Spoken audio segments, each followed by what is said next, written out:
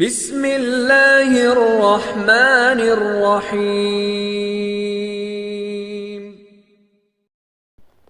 سید Islamic teacher کے بھائیوں، السلام علیکم ورحمۃ اللہ وبرکاتہ۔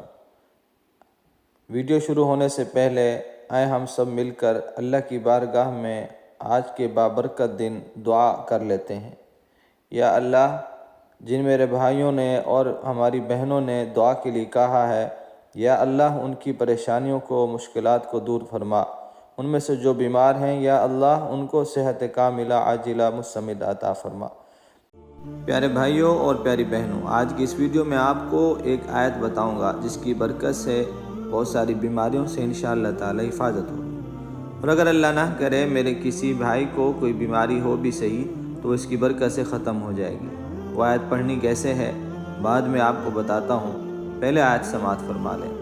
سورۃ انعام آیت نمبر 45 بسم اللہ الرحمن الرحیم۔ فَقُطِعَ دَابِرُ الْقَوْمِ الَّذِينَ ظَلَمُوا وَالْحَمْدُ لِلَّهِ رَبِّ الْعَالَمِينَ۔ اب اس کے پڑھنے کا طریقہ سماعت فرمائیں۔